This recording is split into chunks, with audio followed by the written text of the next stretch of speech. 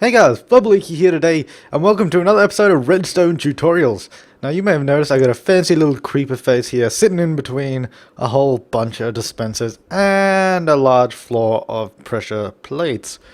What does that do? Well, the idea is to keep people away. Because you can see, as soon as I step on this, we get a whole barrage of arrows constantly fired at us. And you can see just how fast they're actually shooting if we look that way. And there is a lot of them. And if it wasn't in creative mode, I would be dead. Uh, so, basically, we're going to be making this little thing here. I'm going to collect all of these arrows, just so we don't get any lag. Not that we are suffering from any. But anyway, so that's what we're going to be making.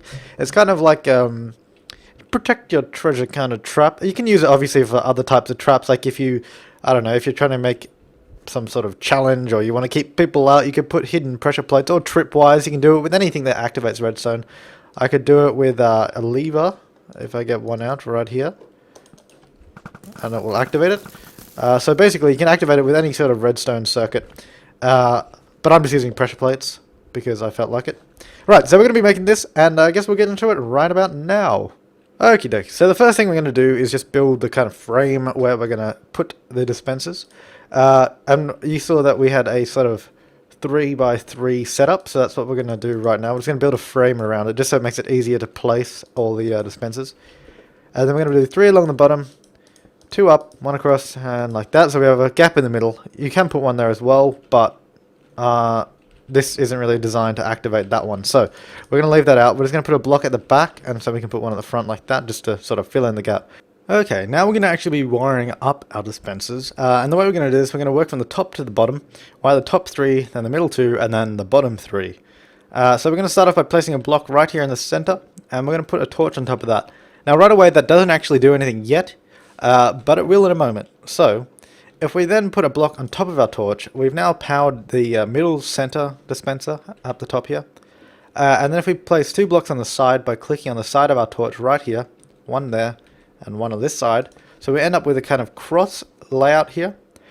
We can now place redstone on the top here, and one here, and that will power all 3 of the top dispensers. Because as we know, redstone signals travel up through our torch into blocks above it and power surrounding redstone circuitry. And if you want a sort of deeper understanding of that, I suggest you go watch the early tutorials in the series. I think like episodes 1 through to 4 or so might give you a good understanding of this. But that's how that's kind of working. So we powered the top 3. Now we're going to move down to the very bottom, and we're going to put a piece of redstone here and one here.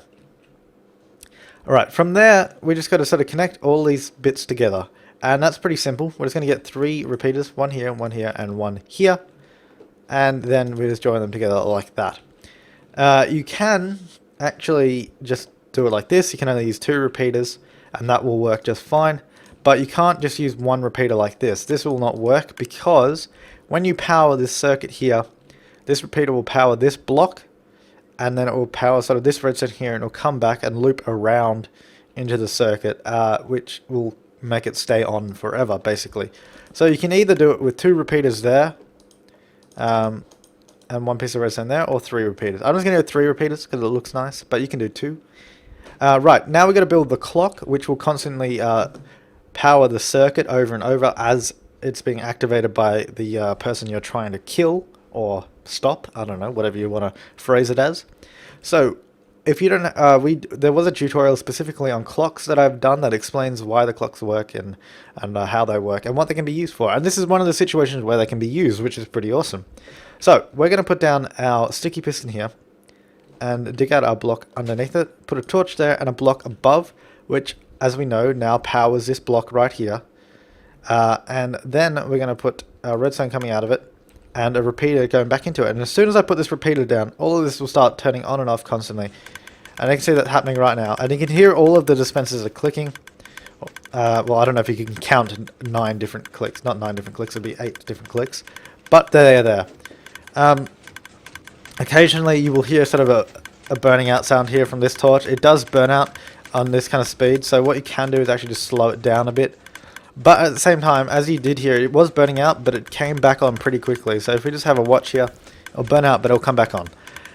So if you want to avoid that kind of burnout, you can just slow it down, and that will fix that. But it's up to you, really. It doesn't really matter. and it can be fixed quite easily, so that's okay. Right, but for now we're just going to turn that off because that's quite annoying. And what we're going to do to actually toggle this whole circuit is quite simple, really. So we're going to get our activation area, which in this case is going to be a pressure plate. We're going to put it out the front. We're just going to have one. This is going to activate all of our dispensers.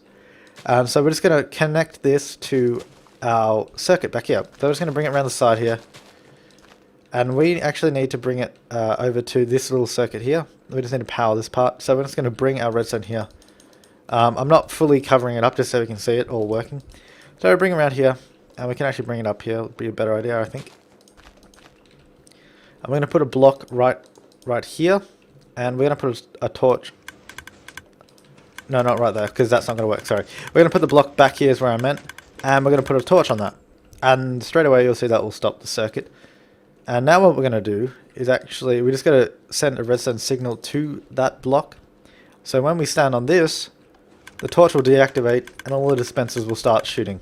So what we can do now is put some flowers in them and we can see them all go to work. So now if we stand on here, you'll see that flowers will start shooting out and raining down upon us. And there you go, that's how you do it. So basically what this circuit here has done, in case you're wondering, is it deactivates this torch here, which then allows our clock to turn on. And if you want to know why the clock turns on and off like that, I suggest you check out the clocks tutorial that I mentioned before, as that'll sort of explain the clocks a bit better and how to build the clock itself in a bit more depth. But that's how you can use clocks to create redstone circuitry that kind of automates itself when a user steps on it and will kill you if you put arrows in there, which is pretty interesting stuff.